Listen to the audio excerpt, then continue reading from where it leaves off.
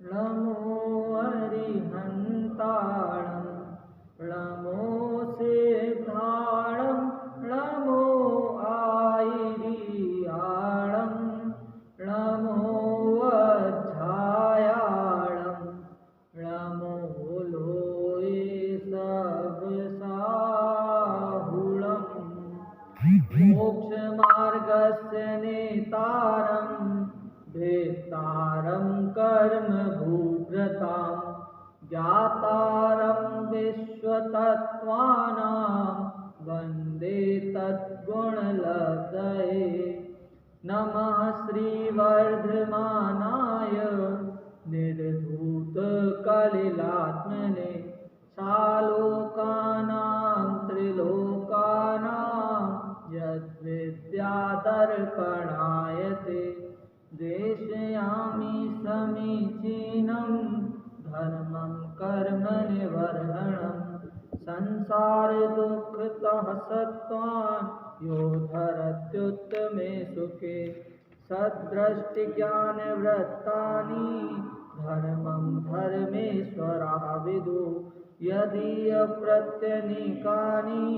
भवन्ति भवपद्धति श्रद्धानं परमार्थानामाप्तागं तपोव्रतां त्रिमूढापोढमष्टाङ्गं सम्यक् दर्शनमस्मयम् आप्तेनुच्छिन्नदोषेण सर्वज्ञेनागमेशिना भवितव्यं नियोगेन नान्यथा भवेत् क्षुत्पिपासा जरातङ्क जन्मान्तकभयस्मयः न रागद्वेषमोहाश्च यस्याप्तः स प्रकीर्त्यते परमेष्ठि परमज्योति विरागो विमलः प्रति सर्वज्ञानादिमध्यान्त सार्वः शास्त्रोपलाल्यते अनात्मार्थं विना रागै शास्त्राशास्ति सतो हितं ध्वनन् शिल्पी करस्पर्शान् मूर्जः किमपेक्षते आप्तोपज्ञमनुल्लङ्घ्य मद्दृष्टेष्टविरोधकं तत्त्वोपदेशकृत्सार्वं शास्त्रं कापथघट्टनं विषयाशावशातीतो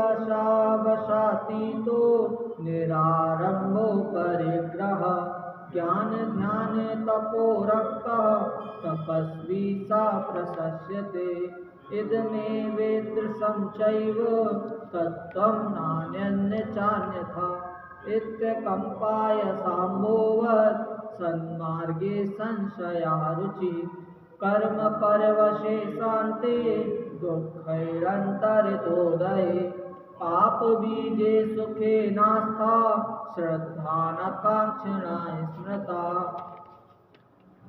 कापथे स्वभावतो शुचौकाये रत्नात्रय पवित्रते निर्जुगुप्सा गुणप्रीति मता निर्विचिकित्सिता कापथे पतिदुःखानां कापथस्तेऽप्यसम्मतिः असम्पृक्तेरनुत्कीर्ति रमूला दृष्टिरोच्यते शुद्धस्य मार्गस्य बालाशक्तिजनाश्रया वाच्यतां यत्र मार्जन्ति तद्वदन्त्युपगूहनं दर्शनाच्चरणाद्वापि चलतां धर्मवत्सलैः व्यवस्थापनं प्राज्ञै स्थितीकरणमुच्यते स्वयूथ्यान् प्रति सद्भावो सनाथापेतकैतवा प्रतिपत्तिर्यथा योग्यं वात्सल्यमविलप्यते अज्ञानतिमिर्व्याप्तिमपाकृत्य यथायथं जिनशासनमाहात्म्य प्रकाशः स्यात् प्रभावन तावदञ्जनचौराङ्गे ततोऽनन्तमति स्मृता उद्यायनस्तृतीयेऽपि तुरीये रेवतीमता ततो जिनेन्द्रभक्तोऽन्यो वारिषेणस्ततः परः विष्णुश्च वज्रनामा च शेषयोर्लक्ष्यतां गतौ नांगहीनं मलं छेत्तुं दर्शनं जन्म संततिं न हि मंत्रोक्षरन्यूनो निहन्ति विषवेदनाम् आपगा सागर स्नान मुच्चयः सिक्तात्मनाम् गिरिपातो निपातश्च लोकमूढं निगद्यते। अपनी चर्चा सम्यक दर्शन के अष्ट अंग पर पूरी हो चुकी है और तीन मूर्ता के संबंध में अपनी चर्चा चल रही थी, जिसमें लोक मूर्ता की चर्चा अपनी हुई। तो लोक मूर्ता में शरीर की एक तो मलिनता, शरीर कितना मलिनमय है और इस मल को मिटाने के लिए, पाप मल को मिटाने के लिए जीव कैसे कैसे मिथ्या मार्ग में चलता है, उसके बारे में अपन ने देखा। अब चर्चा देव मूर्ता की होगी। लोक मूर्ता में तो भैया अपना सौभाग्य था, भव्य जीवों का सौभाग्य, अपना सौभाग्य कि लोक मूर्ता की चर्चा इतने विस्तार से अपन को देखने को मिली। सदाशिव दास जी और समंत भद्राचार्य देव, इनकी कितनी हिम्मत होगी, कितनी सामर्थ्य होगी कि इन्होंने बिना लाग लपेट के सीधे सीधे सारी बातें कह दी।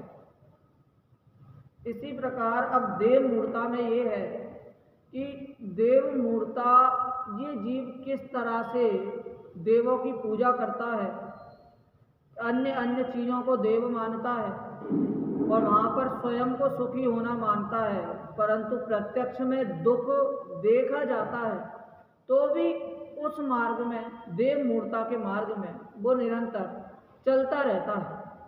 मूर्ता मतलब मूर्खता ही होता है। इसको पता है कि भैया मैं यदि कुल आदि देव को पूजूंगा तो मेरा कुल अच्छा हो जाएगा, परंतु पूजते समय भी उसके कुल का बिगाड़ होते हुए उसे दिख रहा है तो भी उस मार्ग को वो नहीं छोड़ता। तो भैया ऐसी मूर्ता की तो बात इसमें की है। आगे कि लोक मूर्ता में देखें तो समाज द्वारा ये सब, समाज की जो प्रवृत्ति है, दुष्प्रवृत्ति है, वो देखने में आती है और देव मूर्ता में स्वयं की प्रवृत्ति देखने में आती है। लोक मूर्ता में समाज का अहित होगा और देव मूर्ता में स्वयं का अहित होगा। ये बात समझने लायक है। इनमें ये दो अंतर, देव मूर्ता में होगा तो समाज का भी अहित, परंतु मूल रूप से देखें तो स्वयं का अहित भी देव मूर्ता में होगा। श्लोक में पढ़ता हूँ, मेरे पीछे आप सभी पढ़ रहे हैं। वरोपलिप्स आशावान राग द्वेष मलीमसा देवता यदुपासीत देवता मूढ़ मुच्यते। पृष्ठ क्रमांक 43 पे है। पृष्ठ क्रमांक 43 पे क्या बोल रहे हैं? वर मतलब होता है जो अपन को प्रिय हो, अपन को जो अच्छा लगे उसे वर कहते हैं। इसका अर्थ अपन इसी में से देखते हैं। जो अपने को अच्छा लगता है उसे वर कहते हैं। वर की इच्छा करके आशावान होकर कि जो राग द्वेष से मलिन देवताओं का सेवन करता है, पूजन करता है, उसे देवता मूढ़ कहते हैं और उसका कार्य देव मूढ़ता कहलाती है। आशावान होकर क्या कि किसी से आशा लगाना मतलब ये देवों से आशा लगाता है। देव छोड़ो, ये तो अन्य अन्य वस्तुओं से आशा लगाता है। तुलसी आदि से आशा लगाता है कि मैं ऐसा उनको पूजूंगा तो मेरा भला होगा। इस प्रकार की एक वृक्ष किसी का भला करने में कैसे समर्थ हो सकता है, ये बात वे नहीं समझता। आशाओं का हुआ खात्मा, धरी तमन्ना पड़ी रही, धरी तमन्ना पड़ी रही। संसार में आशाएं करना तो वो तो किसी की पूरी नहीं होती है। पंडित टोडरमल जी मोक्ष मार्ग प्रकाशक में भी लिखते हैं कि इस जीव की इच्छा रूपी गड्ढा इतना बड़ा है कि संसार के जितने भी भोग हैं वो उसमें आ जाएं तो भी वो उस गड्ढे की पूर्ति ना हो, तो भी वो कण मात्र लगे सारे भोग आने पर भी, समस्त विश्व के समस्त भोग आने पर भी। तो इसकी इच्छाएं इतनी होती हैं कि एक खत्म दूसरी चालू, दूसरी खत्म तीसरी चालू, अन्य अन्य इच्छाएं एक ही भोग को अलग अलग तरीकों से भोगने की इसकी चाह रहती है, उनसे भी उसका मन नहीं भरता है। तो यही आशाओं के चक्कर में ऐसी देव मूर्ताएं ऐसे अपवित्र स्थानों पर, ऐसे मिथ्यात्व रूपी स्थानों पर ये जाता है और अपनी मिथ्या मान्यता पूरी करने जाता है। इस प्रकार की देव मूर्ता यहाँ पर बता रहे हैं।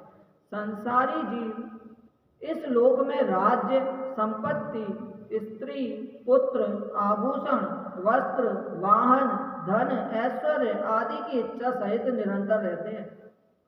इनकी प्राप्ति के लिए रागी द्वेषी मोही देवों की सेवा पूजा करना वही देव मूर्त है। राज्य, सुख, संपत्ति आदि तो साता वेदनीय कर्म के उदय से प्राप्त होती हैं। वह साता वेदनीय कर्म कोई हमें देने में समर्थ नहीं है। क्या बात है, क्या लिख रहे हैं। ओहो, कर्मों की विचित्रता देखो। जैसे कोई व्यक्ति है, दुकान पर सामान लेने जाता है, दुकान वाला उससे बोलता है कि सब मिल जाएगा, ये चीज़ें चाहिए, तेल चाहिए, कंघा चाहिए, साबुन चाहिए, सब मिल जाएगा, पर पैसे हैं क्या तुम्हारे पास? यदि पैसे, वो बोले सामने वाला पैसे तो नहीं है, तो वो बोलेगा कि हमारे पास भी नहीं है, तुम भी जाओ, पैसे हैं तो बोलो तभी सामान मिलेगा। उसी प्रकार ये जीव कितना भी पुरुषार्थ कर ले, कितना भी जबरदस्ती कर ले, परंतु जब तक साता वेदनीय इसके पास नहीं है तब तक इसे सुख की प्राप्ति नहीं हो सकती। यदि ये जाए बोले कि भैया मुझे सुख चाहिए, समृद्धि चाहिए, घोड़े चाहिए, मकान चाहिए, तो उससे बोलेंगे मिलेगा, सब मिलेगा, परंतु तुम्हारे पास साता वेदनीय का बैलेंस है क्या? नहीं है तो नहीं मिलेगा। फिर भले तुम कितनी भी जबरदस्ती, कितना भी जोर लगा लो, एड़ी से चोटी तक का जोर लगा लो, परंतु कर्मों का जब तक उदय नहीं आएगा, साता वेदनीय का उदय नहीं आएगा, तब तक वो चीज तुझे प्राप्त नहीं होगी। और यदि देखिए जो दान, लाभ, भोग उपभोग, इन सब का जब तक अंतराय, दान अंतराय होता है तो दान आप नहीं कर सकते, भोग अंतराय होता है आप भोग नहीं भोग सकते, उपभोग अंतराय होता है उपभोग नहीं कर सकते, परंतु इनका यदि क्षयोपशम होता है तो आप ये सारे कार्य कर सकते हैं। तो कर्मों का भी यदि जीव ने कर्म सिद्धांत भी अकेले समझ लिए तो कितने सुखमय, अपने अंतर में आनंद की प्राप्ति उसे आराम से हो जाएगी। एक द्रव्य दूसरे द्रव्य का कुछ नहीं कर सकता। कहते हैं कि हमारा साथ नहीं देते घर में, हमारे बच्चे साथ नहीं देते, हमारे माता पिता साथ नहीं देते, उससे तो यही कहना चाहिए कोई ना दे सकता है इस जग में किसी का साथ। आदरणीय संजीव जी उस्मानपुर, इनकी भक्ति इतनी आनंददायी मुझे अंतर में व्यक्तिगत रूप से इतनी पसंद आती है। उनकी पंक्तियां देखो आप, आगे देखते हैं अपन। लाभ तो लाभांतराय कर्म के क्षयोपशम से होता है। भोग उपभोग सामग्री की प्राप्ति भोग उपभोग नाम के अंतराय कर्म के क्षयोपशम से होती है।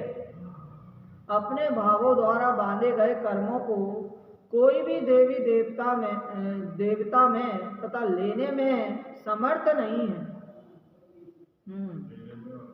लेने में भी समर्थ नहीं है और देने में भी समर्थ नहीं है। अभी तो ये बता रहे हैं कि भैया जो करता है ये जीव, क्या करता है ये जीव, ये सब सारी चीजें बता रहे हैं। बाद में ये तो बाद में बताएंगे कि इन सब से हानि क्या है। कुल आदि अपन देखते हैं क्या देखते हैं कि लक्ष्मी जब दुकान खोलता है व्यक्ति, अगरबत्ती ऐसे घुमाता है जैसे अभी भगवान प्रकट हो रहे हो उसमें से, ऐसे धुआं दिखाएगा कि देव आदि उसमें से निकल रहे, लक्ष्मी की प्राप्ति होगी। जबकि देखा जाता है कि सिक्के आदि की पूजा करते हैं दीपावली पे, लक्ष्मी की पूजा करते हैं। लक्ष्मी की पूजा किस लिए करते हैं? लक्ष्मी के लिए करते हैं, पैसे के लिए करते हैं, धन के लिए करते हैं। परंतु देखा जाता है कि जो लक्ष्मी की पूजा करता है वो ही सबसे बड़ा निर्धन होता है, उसी के पास धन नहीं होता है, ये देखा जाता है। ये देखिए, इतना पुण्य कर्म करने के लिए सब इतने तीर्थ के अभी बीच में घटना हुई थी। क्या हुई थी कि वहाँ पर पूरे बाढ़ आ गई, बस गिर गई खाई में, केदारनाथ आदि इन सब जगह की। तो यहाँ पर भी तो लोग किस लिए जाते थे? पुण्य प्राप्ति के लिए, सुख प्राप्ति के लिए। तो यहाँ पर भी उनकी मृत्यु देखी गई। तो अपन ये विचार कर सकते हैं कि भैया इन सब से, मिथ्या मान्यताओं से कुछ नहीं होने वाला है। इन सब की क्या क्या हानि है वो अपन आगे पढ़ेंगे। कुल की वृद्धि के लिए कुल देवी को पूजते हैं, किंतु पूजते पूजते भी किसी का कुल का विध्वंस होते देखा जाता है। लक्ष्मी के लिए लक्ष्मी देवी को, रुपयों को, मुहरों को पूजते हैं, किंतु इन्हें पूजते पूजते भी अनेक दरिद्री होते दिखाई देते हैं। क्या बात है! शीतला की पूजा करते करते भी संतान का मरण होते देखा जाता है।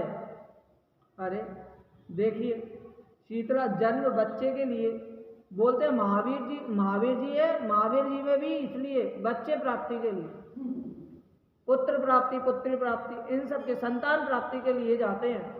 तो इन सब से क्या संतान की प्राप्ति होती है? ऐसा कहते हैं। बनारसी दास जी थे, उनसे भी किसी ने कहा कि शीतला पर जाओ, पुत्र तुम्हारा जितना बीमार है सही हो जाएगा। बनारसी दास जी ने बोला, अरे नहीं चाहिए ऐसा पुत्र जो हमें इस तरह से प्राप्त हो रहा है, आज नहीं तो कल, कल नहीं तो आज ना रहे। परंतु हमें ऐसी मिथ्या मान्यताओं द्वारा मिथ्यात्व का पोषण नहीं करना। उनकी 9 संतानें थी, 9 की 9 जब मर गई, खत्म हो गई, तो भी उन्होंने अपना श्रद्धा नहीं तोड़ा। कहाँ इस संसार में ऐसे हिल जाते हैं। अरे अपन से बोले, भाई साहब जब आपके पेट पे आएगी ना तब आपको पता लगेगी ऐसी ऐसी बातें। परंतु अपन को इतने उदाहरण देखने को मिलेंगे कि कोई भी श्रद्धा किसकी हटी नहीं, हिली नहीं। इतना वो आने पर, इतनी विपत्तियां आने पर भी उन्होंने मिथ्यात्व का पोषण नहीं किया। ये जानने को अपन को पहले के उदाहरणों से मिलता है।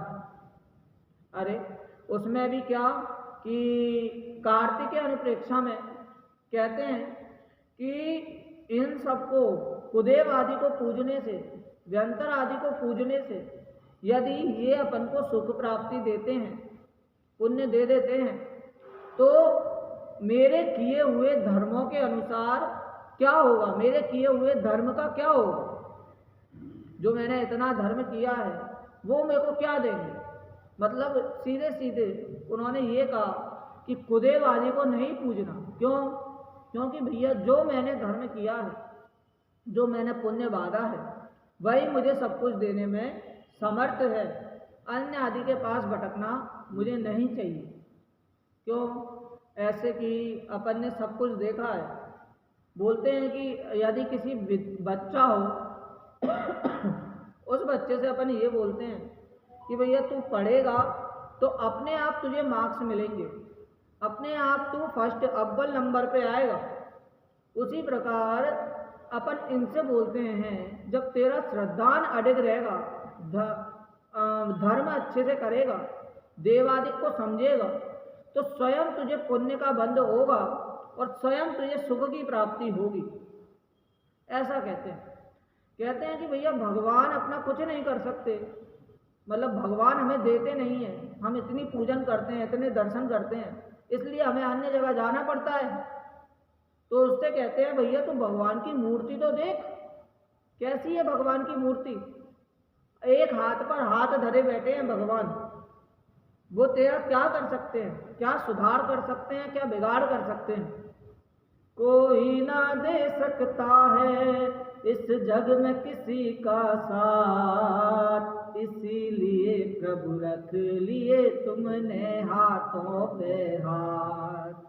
अरे इसमें तो अपन ये मानते हैं भैया, भगवान की जिन मूर्ति कोई देखे तो उसको इतनी शांति का अनुभव हो, कोई कोई तो सम्यक दृष्टि हो तो तुरंत ही वो तुरंत ही वो मुनि पद धारण कर ले। क्या ऐसा कहते हैं कि विषयों की अभिलाषा ले जो शरण आपकी आते हैं, बीत राग मुद्रा लख कर वो निर्वांछक हो जाते हैं। भिक्षा लेने आते हैं और दीक्षा लेकर जाते हैं। मांगने आते हैं और मांगने की बजाय स्वयं दीक्षा लेकर चले जाते हैं। ऐसी जिन मूर्ति, जिन मुद्रा, वो भी कब किसको कैसे दिखे, वो भी उसी को दिखेगी जिसके में मिथ्या मान्यता नहीं होगी, जो सम्यक दर्शन का पात्र होगा, निकट सम्यक तो होगा। इस प्रकार अपन को ये समझना चाहिए। ये सब देखकर जो देव मूर्ता आदि है, इसे देखकर तो एक ही वो याद आती है कि मिथ्यामति छाए गई है। हाँ, मिथ्यामति छाए गई है, कुछ सुध बुध ना ही रही है। ये सब बातें अपन को याद आनी चाहिए कि भैया ऐसी सब बातें हैं। अपन देखते हैं कर्मों का भैया इतना प्रबल जोर है, तो सुध बुध नहीं रही है, मिथ्यामति छाए गई है। ऐसी सुध बुध अपनी भूले बैठा है। स्वयं में इतना, स्वयं के पास इतना सुख है, अंतर में वैभव है। हाँ, अंतर में जाकर देखा नहीं है। जब देखेगा तो स्वयं ही आश्चर्य में रह जाएगा कि मेरे पास जब इतना सब है तो मैं कहाँ भटक रहा हूँ।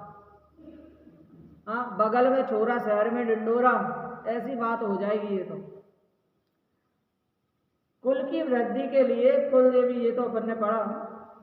पितरों को मानते हुए भी रोगादि बढ़ते देखे जाते हैं। व्यंतर, क्षेत्रपाल आदि को अपनी सहायता करने वाला मानते हैं। सो यह मिथ्यात्व के उदय का ही प्रभाव है। क्या कि व्यंतर आदि, क्षेत्रपाल आदि को सहायता करने वाला मानते हैं। वैसे देखा जाए, आपने क्षेत्रपाल आदि की कहानी सुनी हो तो पहले जब मुसलमानों का राज्य था तो उस समय होता था कि कोई भी जैन हमारे यहाँ पर नहीं रहना चाहिए। तो क्या किया कि स्वयं के क्षेत्र की रक्षा के लिए एक लाल पत्थर को लाल रंग करके गेट के बाहर रख दिया और बर्तनों की आवाज करने लगे रात के समय। तो जो भी आता था उन्हें लगता था कि भैया ये पक्का मतलब अजैन ही है, रात में खा रहे हैं तो मतलब अजैन है। तो इस प्रकार क्षेत्र की जो रक्षा करते थे वो थे क्षेत्रपाल, इस तरह नाम पड़ गया। तो अब धीरे धीरे करके रूढ़ी में क्षेत्रपाल आदि को अब पूछते हैं। काफ़ी अन्य अन्य प्रसिद्ध बाबा हो गए, बाबा भैरवदास, बाबा ये, बाबा वो, इन सब की पूजन करने, इन सब के सामने हाथ जोड़ दे, माथा टेकने जाते हैं। तो भैया ये माथा टेकना कहाँ तक उचित है जब स्वयं को कोई सुख की प्राप्ति नहीं हो रही है। उसमें क्रमबद्ध पर्याय में लिखा ना कि भैया ये सारे कार्य करने की सोचता तो है, एकदम होते भी नहीं है, परंतु कदाचित कोई कार्य इसके किए अनुसार हो जाए, पुण्य का साता वेदनीय के उदय से हो जाए, तो भी ये मानता है कि मैंने किया है। कैसे? वहां पर उसकी तुलना कुत्ते से की कि जिस प्रकार कुत्ता गाड़ी के नीचे चलकर मानता है कि गाड़ी मैं चला रहा हूं, जब नहीं चलती गाड़ी तब चलाकर बता यदि चला रहा है तो। तो इसीलिए इसी प्रकार ये जीव भी अपने कर्म, अपना पूरा एफर्ट, पूरी अपना पुरुषार्थ करने में लगाता है। क्या कि भैया ऐसा करना है, मुझे वैसा करना है। अपन प्रथमानियों के माध्यम से देख सकते हैं कि बाहुबली और भरत जब दो भाई आपस में इतना प्रेम, सम्यक दृष्टि, उस भव से मोक्ष जाने वाले मोक्षगामी जीव जब इनके बीच में नहीं चली, इनका अपने घर में ही नहीं चला, तो भाई अपन कौन है? अपनी जब अपने शरीर पे नहीं चलती तो दूसरे पे कैसे चला सकते हैं? तो इसी प्रकार ये जीव भी क्या कहता है कि भैया मेरे घर वाले नहीं मानते, हमारे बेटे बेटी बात नहीं मानते, क्या किया जाए? तो उससे बोलते हैं कुछ नहीं किया जाए, सहज रिया जाए, सहज रह के देखा जाए। क्या कि वो क्रम नियमित पर्याय में भी पंक्ति लिखते हैं दादा। क्या लिखते हैं कि अरे हाथ पर हाथ धरे हम कैसे बैठे रह सकते, इस हलचल वाली दुनिया में हम चुप कैसे रह सकते। हाँ, ये सब बात किस अपेक्षा लिखी? ये मिथ्यात्व की अपेक्षा लिखी कि ये जो जीव है ऐसा मानता है। यदि इन सब बातों का श्रद्धान हो जाए तो ये जो अपन को मौसम में बदलाव होते हैं वो मौसम अपने लिए भी बदलता हुआ दिखे। क्या कि वो लिखा है, आनंद महोदधि उमड़ेगा, श्रद्धा के बादल गरजेंगे, अनुभव की बिजली चमकेगी, रिम झिम घन बरसेंगे, समकित का सावन आवेगा, अंतर मन आनंदित होगा, शिव मार्ग की पगडंडी पर धीरे धीरे चलना होगा। देखिए कितनी अच्छी पंक्तियां हैं। आनंद, अगर वो महोदधि उमड़ना होगा, जो अपना बादल बरसेंगे, इस तरह के श्रद्धा की बिजली चमकेगी। श्रद्धा रूपी जब ये अपन को श्रद्धान में आ जाएगा, इसकी बिजली निरंतर चमकेगी। जिस प्रकार बिजली होती है वो रुकने के बाद 1-2 सेकंड में, 3-4 सेकंड में चमकती रहती है, उसी प्रकार जब ये घने टकराएंगे, आनंद के बादल जब टकराएंगे, तो श्रद्धा की बिजली स्वयमेव अपने आप चमकेगी। अब मेरे समकित सावन आयो। हाँ, समकित सावन आएगा। बताइए ऐसी बातें कब होंगी? जब ये देव मूर्ता को छोड़ेगा।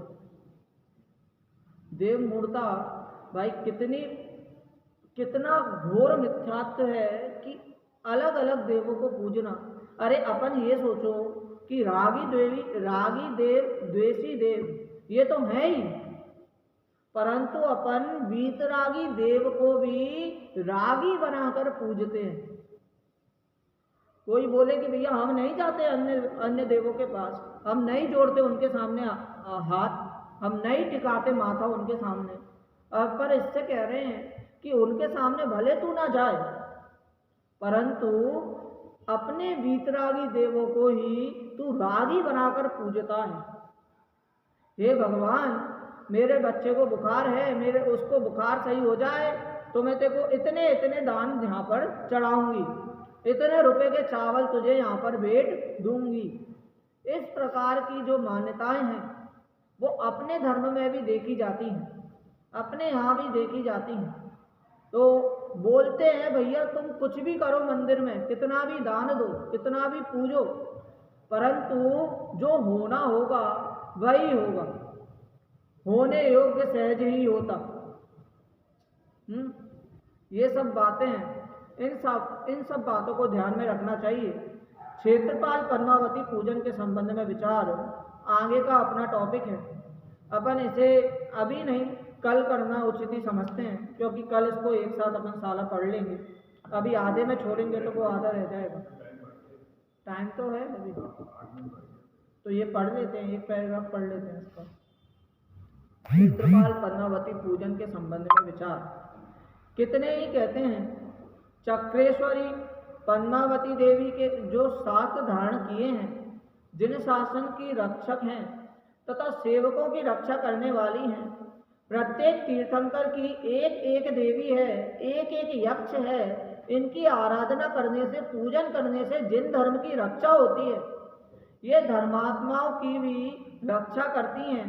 इसलिए इन देवियों की और यक्षों का पूजन स्तवन करना उचित है।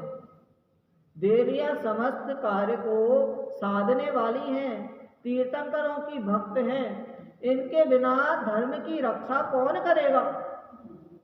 इसी कारण से मंदिरों के भीतर पद्मावती का रूप, जिसकी 4 भुजा व 32 भुजा और अनेक शस्त्रों सहित बनाकर उसके मस्तक के ऊपर भगवान पार्श्वनाथ स्वामी का प्रतिबिंब और उसके ऊपर अनेक फणों वाला सर्प का रूप बनाते हैं और बहुत अनुराग से पूजते हैं। इस सब का परमागम से अच्छी तरह जानकर निर्णय करना चाहिए। मूर्ख लोगों के कहने में आकर चाहे जैसी प्रवृत्ति नहीं करनी चाहिए। सीधे सीधे लिख दिया बिना उसके। मूर्ख लोग हैं वो। क्या कि भैया पद्मावती और क्षेत्रपाल तुमने बना तो दिए हैं और खुद लिख रहे हो कि वो भक्त हैं।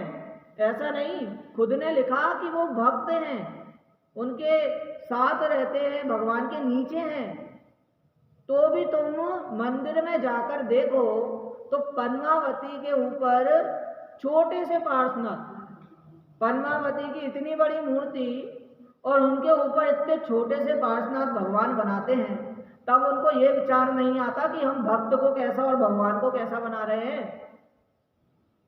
रक्षा करने की बात लिखी तो पार्श्वनाथ भगवान का वज्र वृषभ नाराज सेनन, जब वो मुनिराज की अवस्था में थे, वज्र वृषभ नाराज सेनन था, हनुमान का था, वो नीचे गिरे थे तो पत्थर चट्टान टूट गई थी, चकनाचूर हो गई थी।